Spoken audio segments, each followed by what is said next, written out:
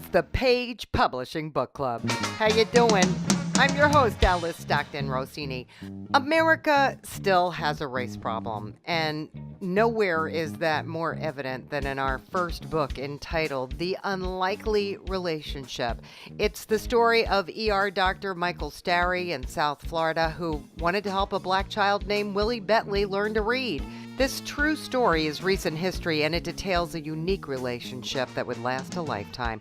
Listen closely as Michael, Willie, and his teacher tell their story. This book was about a mentoring relationship. It began between me and Willie in 1999. He was 8 years old, and I really just wanted to teach a kid to read. That's all I wanted to do. I went to school, and they assigned me Willie. It turned out he was the worst kid in the school, behavior-wise, in Miami, Florida, South Miami. And Willie. The first time I ever met a good white person in my life. It was part of my career where I had a little time on my hands, and my mother had taught me to read at an early age, and it was so important in my life, I wanted to pass it on to somebody else. And you guys stayed in touch all of these years? Well, yes, I mean, we stayed in close touch. I mean, we went through all kinds of things you can't believe. Things like, I'd visit him I would tour him in the, where he lives, which was a small black section of town. And I was leaving there one night. I pulled out, and the police just descended on me. It came from everywhere. They cut me off, and they got me out of the car. And I just taken him to this game works after tutoring him. And so I reached in my pocket for the receipt to tell them that that's what I'd done. And they pulled out their guns and put it to my head. They thought I was in there for drugs or something. So it was really one of the scariest things I've ever had. But it was a mind-opening experience in that I had been profiled like they get profiled all the time. So you were a white guy in a black area of town, so you must have been there to buy drugs. Must have been there to buy drugs, yes. And they put a gun in my head, I'm telling you. Very awful. Very awful. But that's what they do to us every day. Then experiences like that. I'll give you another one. It's kind of funny. One time I said, "Do you want to go to the beach?" I taught him to swim, actually. He didn't know how to swim, so I taught him to swim. I said, "Do you want to go to the beach?" And he said, "Yeah." He said, "Can I take some friends?" I said, "Yeah." Yeah. He said, "How many?" Well, I said, "As many as you can get in my car." I had a big old Lincoln Town car. I didn't realize it, but they put 12 kids in there. So off we drive to the beach. Luckily, they didn't pulled over. But we got out there, and they all ran to the beach. About half of them came right back, and they said, "It's salty." They'd never been to the beach, ever. Jeez. What year was this? 2003, probably. 2003, 2004. That's what I'm trying to point out in this book, is the wide gap that exists in our country between the races. I was never aware of how wide it really was. Well, I don't think people realize how wide it still is. They don't. That's the point of my book. Exactly.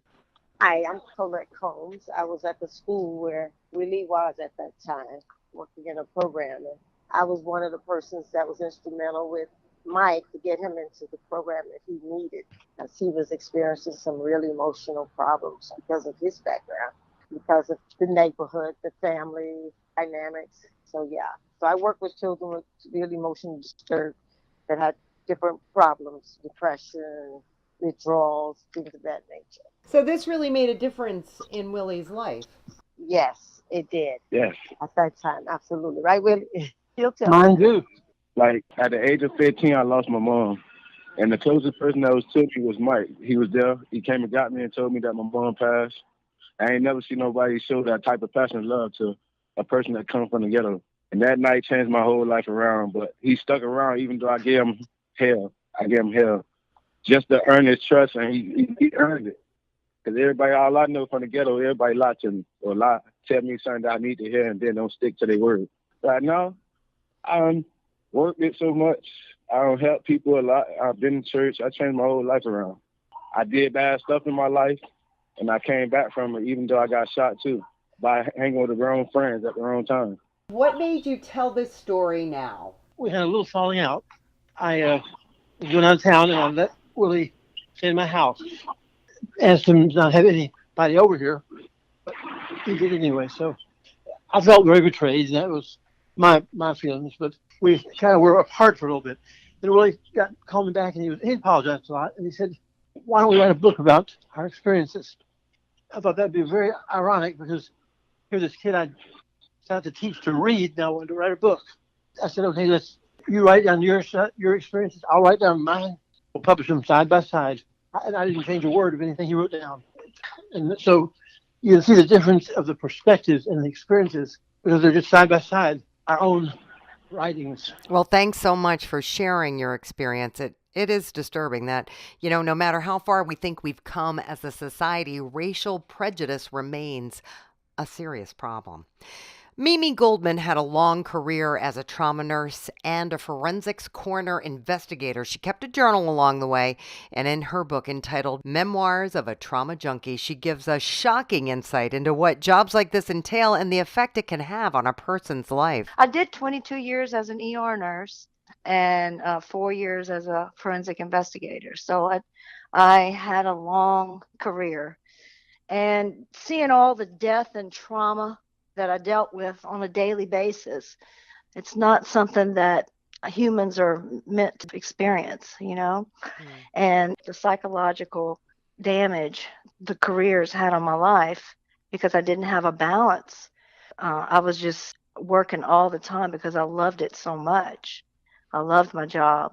Anyway, so I became addicted to Xanax and alcohol, and how I became an addict, and my survival and my recovery and my healing, my mental, physically, and spiritual healing that I went through. Was this book part of that healing? Yes, it was very cathartic. Doing the book was very, very much part of the healing.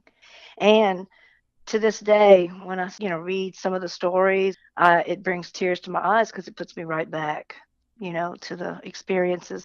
I've seen so many children die and so much trauma, and I didn't know how to handle it. And I'd go home to my own kids, and to this day, I do have PTSD, and it torments me, like I have such fears of my grandkids getting into a car wreck and, the whole family spread out on the highway. As a forensic investigator, so I dealt with the atrocities of overdoses and car wrecks and murders, homicides, rapes. I had to do rape exams, and I had children that were I had a 6-month-old that had gonorrhea. I mean, I had a lot of things that I had to deal with.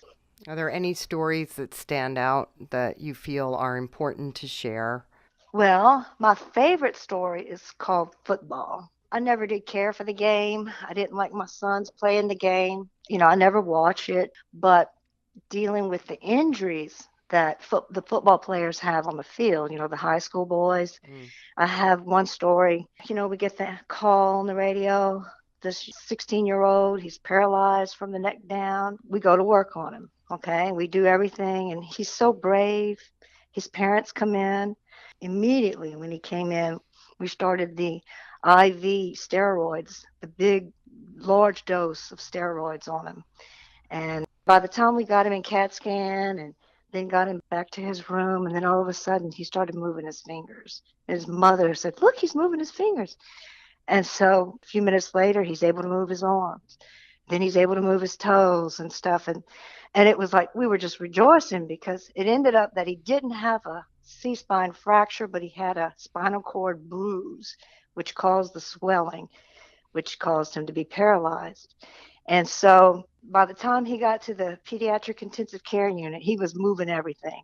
So the next night, they discharged him, and he walked down to the ER to tell us goodbye. And it was so shocking to see this. And it was a miracle to us. And then fast forward 17 years, I'm in another hospital. I'm the charge nurse. And it's like deja vu. We get that call. There's a football player with spinal injury, paralyzed from the neck down. And I'm thinking, oh my God, I hope we have the same outcome, I hope. But this boy was a little bit younger. I went in the room to help the nurse, the same protocols that we used on the first boy, we were doing the same thing to this boy. And I remember him looking at me, and he was saying, "Am I going to walk again? Am I going to walk again?" And I didn't know what to tell him. I said, "We're doing everything we can for you." And so we got him to CAT scan, and while he was doing the CAT scan tech was sitting next to me, and she was showing me the fractures, the C4 and C5 fractures and the cut into the spinal cord. And I knew that this kid was never going to walk again. And I just didn't even have the courage to be around him because I didn't want him to ask me that again, you know. So as soon as we got him back into his room, I never went back in there again. When the doctors and the family finally came and they told him that he was not going to walk, I couldn't go back in there. Okay. I just had to stay away because it really broke me, you know, knowing that that kid was going to have that outcome. That's one of my favorite stories. And I have the opportunity. I mean, if I wanted to go back to work, I could, but I just, you know, just the thought of going back into the hospital setting, or I just can't do it emotionally. You know, I just don't have a desire to do that. Yeah, well, I can certainly understand that. Thanks, Mimi. Estelle Darrow moved to the central coast of Oregon after teaching middle school for 40 years in California. She's always been captivated by courtroom drama, and now she's got the time to explore her passion. The name of her first book, If God Sat on the Jury. Well, I love courtroom cases. Like when they had the OJ trial, I was fascinated. I remember my students and I were gathered around the radio to hear the verdict in our classroom. And I remember, do you know about the Scott Peterson case? Sure do. Here, that one, the court trial was held in the city where we taught. And it was like a zoo, you know, for many months with reporters and everything. But that case fascinated me because he was such a regular looking guy. You know, he didn't seem like the quote unquote bad guy. And he was so convincing. And it fascinated me how someone could lie so well and have people believe. And before that case, when he and Lacey were newly married, they lived in San Luis Obispo at Cal Poly. They were students. Mm-hmm. And there was a huge billboard as you came across the grade into San Luis for Kristen Smart, a beautiful blonde student who had gone missing. When they did the Scott Peterson case, it ended up that he had cheated on Lacey with Kristen Smart when they were married. So to the day I die, I'll wonder about that one. But those things fascinate me. And I always thought it always seems to be about the victory. It's never about finding the truth. They just want to win. And even if later the person is incarcerated and they find evidence, it's really hard to get the person out if they're innocent. And it takes a long time. So I wondered if God was on that jury, how would things play out? And that's where I got my idea. So I spent about 3 years developing my characters because I really like to get to know my characters. And I did all my writing in journal form and diagramming and all that, and came up with the jury and the attorneys and person who was accused, and he was accused falsely. So from the beginning of the book, the reader knows that the person accused of this murder is innocent, but it takes you through how they arrest him, the whole trial. You get to know the attorneys for both sides. You get to know each jury member. You go through the deliberation, the whole trial, everything. And there's a huge twist at the end, a total surprise. So a couple of people who read it said, "Oh, I want a sequel. I want a sequel." I said, "No, because at the end I tell you what happens with each of the people. So I'm not going to do a sequel about this." So are you talking about your book? Yes, I give out bookmarks everywhere I go. And it was in the local paper. There was a huge article about it. I did a book display at the bank in a city about 30 minutes south of here for about a month, and had lollipops and stuff giving out when you got the bookmark to order the book. And then I'm doing another one of those in April at our local bank where the book's on display and there's a poster and stuff, and they can order the book. All right, Estelle. I honestly never thought of a bank as a place to promote a book, but hey, whatever works for you. Time for us to take a short break, but we'll be right back. This is the Page Publishing Book Club. Attention all authors. Page Publishing is looking for authors. Have you written a book and want to get it published? Page Publishing will get your book into bookstores and for sale online at Amazon, Apple iTunes, and other outlets. They handle all aspects of the publishing process for you: printing, cover art, publicity, copyright, and editing. Call 800-204-6099 now for your free author submission kit. That's 800-204-6099 for your free author submission kit. We're back on the Page Publishing Book Club. I'm your host, Alice Stockton Rossini. F.J. Davino is a VP of Sales and Marketing at a manufacturing facility in Connecticut. But as the youngest urban renewal director in the United States at age 27, he wrote legislation, speeches for senators, congressmen, mayors. Then he got creative. And now he's written a couple of books, including a book of poetry entitled Life of a Passerby. The first real writing that I did in terms of artistic capability was Snow White and the Seven Dwarfs. I got permission from Disney to rewrite it into a rock opera, and I rewrote the entire play and the music with collaboration from a couple of really good music geniuses, and we turned around and we put the play on, and all the money went to the children's charities. And that's what my book is all about. Royalties go directly to the Children's Hospital at UConn in Hartford, Connecticut, the Women's Research Center, and the St. Jude's Children's Hospital.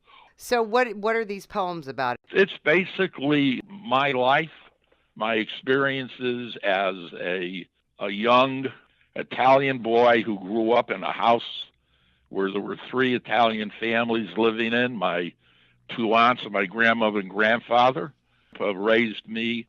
My mom and dad were working in conflicting time periods when they worked in the factories. So my grandma and grandpa raised me. I couldn't talk English till I was about 6 years old, maybe, because they were immigrants. My mom and the rest of us came from Italy. So learning from my aunts and my uncles about real life and how to handle situations that would come up was an invaluable experience for me. So they really taught me and prepared me for what the challenges were going to be. And I met them head on, and I give them all the credit, none to myself. Yeah. Are there any poems that stand out for you? There is a poem about women, and I kind of look to that as the basis for me growing up and having the ability to grow as I did. And I kind of give women the absolute credit for everything that we do in our life. The poem is called Man to Man, and it's really a challenge to men.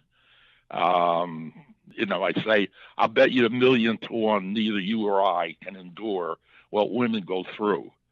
And we can't.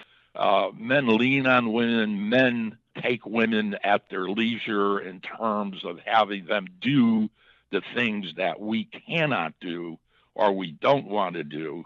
And to me, women are just the rock that we live on and that we absolutely grow on. I mean, we got a finger cut, and we're laying in bed for 3 months. They have babies, and they're up again in a week taking care of everybody, including us. I couldn't agree more. There you go. Well, I mean, it's really true. Is there a place for you to go to read these poems? Yes, I do. I think we're going to do our first one in Woodbury, Connecticut, Upper New York State. My public relations guy has been called.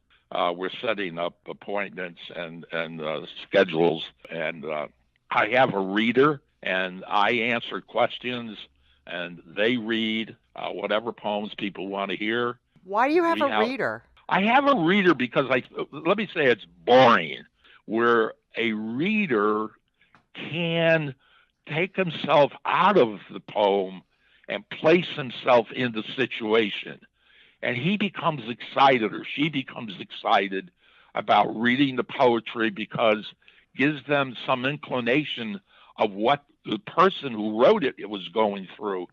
And I picked Page because I thought that they were basically down to earth. I thought that they were honest. I thought they were very significantly involved and interested in what the contents of the book was all about, rather than just to make money. Aw, thank you, Frank. That's so nice to hear. Good luck with your book. Merrill D. Day has written 6 books, 4 of them children's books published with Page, and they all revolve around Jordy the Jaguar. So, since this is your first interview with Page, why don't you fill us in on Jordy before we talk about your book? It is entitled Around the World with Jordy the Jaguar. Sure. So the first book is just called Jordy the Jaguar. So that makes it easy, right? Yeah. And that was started back in 2004. We adopted a cat. We named him Jordy. I don't know. Oh, we named him after Jordan Champagne, actually. Yeah, he was the sweetest cat. He had a bad ear, so everybody was passing him over. Long story short, we found out he had cancer, and we found out he was about 15 rather than like 3 or 4, that what they told us. It was a tragedy, but he was probably the sweetest cat, and he impacted us very strongly. And my husband is really good with voices, so he used to just put this voice to this cat, and he'd be like, "I'm Jordy the Jaguar." Like, he would just, it was really cute. So that stuck in my head. And at the time, I was working for a divorce lawyer, and I was miserable. So I thought, well, I'm going to be creative. Right. I'm going to make money being creative. Right. So I started just throwing some stanzas together on the computer with some clip art and forgot about it. Like I said, that was in 2004. 2014, I'm going through my computer and I see this file that says Jordy the Jaguar. I'm like, what the heck is that? So I opened it up and I was like, oh, this is really cute. So, I said to my husband, I just found this. It's really cute. I had written maybe 5 or 6 stanzas. And he said, why don't you finish it? And I said, okay, well, give me a deadline because I'm much better with deadlines. And he said, finish it by the end of the month. This was the middle of the month. I said, okay. So he left for work and he comes home 2 hours later and it was done. So it literally had just flowed. That night I Googled, how do I publish a children's book? And Paige was the first one who contacted me. So the first book is Jordy the Jaguar. And the second book is Jordy the Jaguar, A Bully's Tale. And the third book is Fostering a Dream. And the fourth is Around the World with Jordy the Jaguar. He's a house cat. In his mind, he's a jaguar. Yeah, because he thinks he's, the king of the jungle. So where are we going, man? This one is just fun. He finds a library in his house, doesn't quite understand what these things are on the shelf. And he opened up his mind when he opened up a book. Well, it turns out it's an atlas. And so he, in his mind, starts off in Africa, goes to all the continents, meets friends in every continent. And it's just the joys of travel, the joys of where you can go in your mind, the joys of reading. That's basically what you're going to get out of this. The illustrations are magnificent. Who did them? I actually don't know. They didn't tell me who did the illustrations. They were just magnificent. Visually stunning book. I'll say this, the end product has never disappointed me. Have you been able to get your book to kids? Oh, yeah. I mean, I actually, I'm an attorney for children.